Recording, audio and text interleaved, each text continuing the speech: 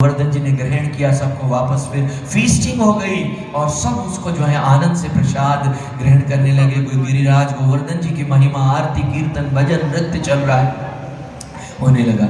इधर जो है ये जब लीला गोवर्धन लीला हो गई, उधर देवराज इंद्र को पता चला, उनके मैसेंजर से सारे देवी देवता जो हैं वो कर रहे हैं, सब जगह नजर रख रहे हैं, सीसीटीवी ऊपर वाला सब देख रहा है, ऊपर वाले के प्रतिनिधि अलग अलग हैं, वायुदेव कोई न कोई, सब देवी देवता। हमारी जो है जो शरीर क्रिया कर रही है उसमें भी एक देवी देवता, पलकें झपकने के भी देवता है, जीवा में आप देखते सलाइविया लार बनती है, ये इसके भी एक देवी देवता की ड्यूटी है। श्रीमद् भागवतम के 3 स्कंद में आप पढ़ सकते हैं। कुछ भी है, एक एक कार्य जो ब्लड फ्लो हमारे उसमें चल रहा है, हमें लगता है हार्ट पंपिंग चल रही है, उसके भी एक अधिष्ठाता देव है जो उसको लीड करते हैं। तो ऐसे सभी देवी देवता, इसलिए गुरु महाराज कहते हैं कि साक्षी हर समय हमारे बीच में विद्यमान है, कोई सोचे कि हमें कोई देख नहीं रहा है। तो देवराज इंद्र को वो मैसेज मिल गया। उन्होंने कहा क्या हुआ, मेरी पूजा इस बार, उन्होंने कहा ब्रजवासियों ने इस बार आपकी पूजा नहीं की, गोवर्धन की पूजा की।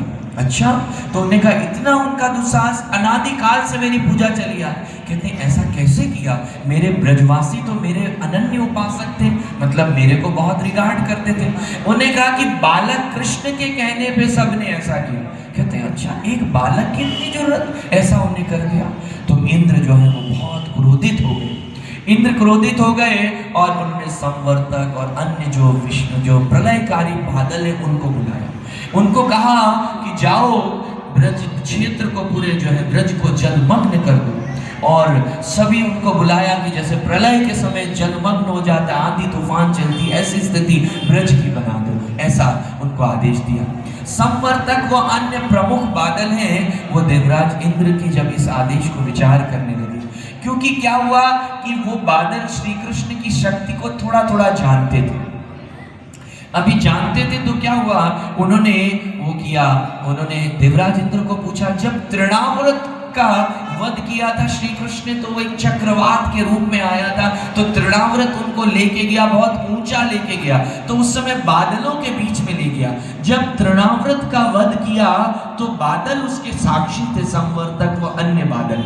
तो उन्होंने कहा कि क्या ये पक्की बात है देवराज इंद्र, आपकी आज्ञा है ये ब्रजवासियों को इस बालक को दंड देना है? क्योंकि उनको पता था ये जो टास्क जो हमें प्रोजेक्ट दिया जा रहा है ये इतना आसान नहीं है, ये कार्य करने को ये हम नहीं कर सकते, क्योंकि कृष्ण की शक्ति से वो परिचित थे। तो देवराज इंद्र ने कहा जाओ, मेरी आज्ञा है। अब राजा की आज्ञा है, तो वो आ गए और पूरा जो है बारिश तूफान होने लगा। तो सभी ब्रजवासी आ गए श्री कृष्ण के पास, कहने लगे हमने कहा था ना कि कृष्ण इंद्र के प्रकोप बहुत, वो ये जो है इंद्र का प्रकोप हम सहने का। उन्होंने कहा चिंता मत करो, सब चलो, सब बैलगाड़ियों में हो, हमने जिनकी पूजा की थी उनके आश्रय में हम चलते हैं।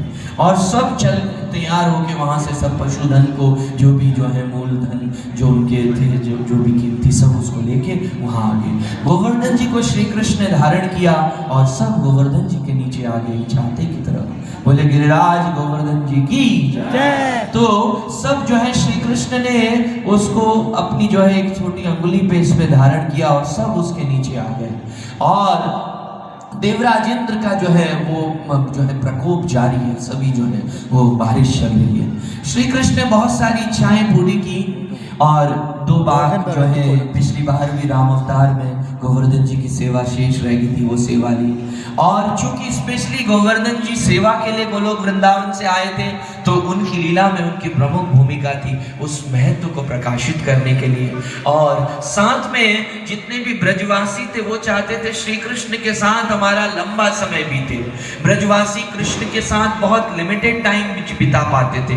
ब्रज की जो है बड़ी प्रौढ़ माताएं जो थी, जब कृष्ण की केयर करनी होती थी, तब गोपिकाएं जब कृष्ण उनके साथ आदान प्रदान करते थे, ब्रजवासी या सब ब्रज के जो बालक हैं वो भी कुछ समय गोप बालक, तो उस समय क्या हुआ कि जो है सभी श्री कृष्ण के साथ आ गए और श्री कृष्ण के साथ वो समय बिताने लगे। 7 दिन 7 रात। आध्यात्मिक दृष्टि से कई आचार्य कहते हैं बहुत लंबा समय था, पर जो एक जो है कैलकुलेशन में, गणना में 7 दिन 7 रात्रि का समय कहा जाता है, पर योग माया ने उस समय को बहुत लंबा कर दिया था।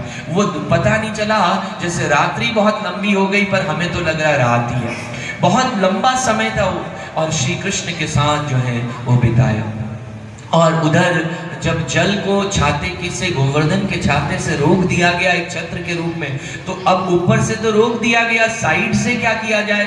साइड से जो है वो शेषनाग जी ने जो है वो एक पूरी वॉल तैयार करी। जैसे पानी ऊपर से नहीं आ रहा है पर साइडों से तो अंदर आ जाता है, तो शेषनाग जी ने जो है, अनंत शेष जी ने जो है वो एक शील्ड जो है, प्रोटेक्शन वॉल जो है वो बना दी और वो जल होगा। और बाहर जो है जब उसका थोड़ा सा उसने अपनी पूरी शक्ति दिखा दी देवराज इंद्र ने, उसके बाद फिर क्या हुआ कि देवराज इंद्र ने जब शक्ति दिखा ली फिर उनको जो है एहसास वो होने लगा। तो उधर जो है श्री कृष्ण ने जो है सूर्यदेव को वो किया, आह्वान किया। सूर्यदेव आए, उन्होंने पूरे ब्रज के जल को सोख लिया, इतनी तीव्रता से जल को सोख लिया और इस प्रकार से अपनी तपिश उन्होंने रिलीज की कि वो इतनी तपिश की वो, आप सोचो कि वो प्रलयकाली जल हो गया, पूरा ब्रज जलमग्न हो गया। सूर्यदेव का कितना जो है वो वार्म जो है उनकी तपिश कितनी वो होगी कि वो सारा जल उन्हें सुखा दिया।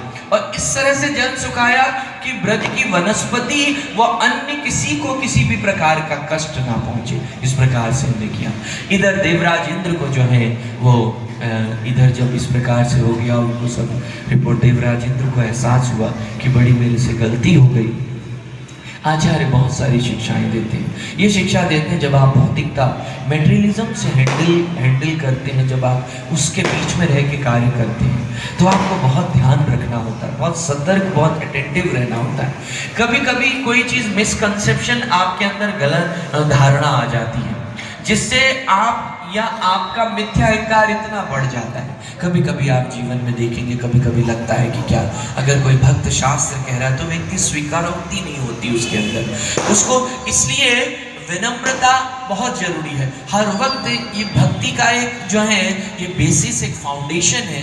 इसलिए श्री कृष्ण चैतन्य महाप्रभु ने हमें श्लोक, चैतन्य शिक्षाष्टकम के 8 श्लोक दिए हैं। उसमें सबसे महत्वपूर्ण श्लोक है तृणादपि सुनीचेन तरुरपि सहिष्णुना अमानिना मानतेन कीर्तनीय सदा हरि।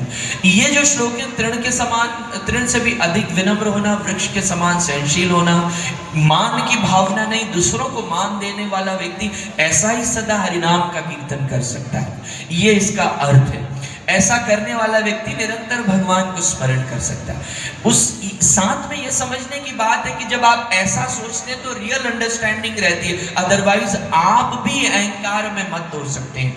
ऐसा भी हो सकता है कि आपको सत्य दिख ही नहीं रहा है। वही देवराज इंद्र ने पहले प्रार्थना की कि आप प्रकट होइए, और जब वो प्रकट हो गए तो देवराज इंद्र कंफ्यूज हो गए, क्योंकि सीधा उनका कनेक्शन है कि भौतिकता से उनकी डीलिंग है और सतर्कता हटती, और किसी भी व्यक्ति को कभी भी जो है भ्रम हो सकता है, वो भटक सकता है। इसलिए ये बहुत जरूरी है कि साधु संग करना और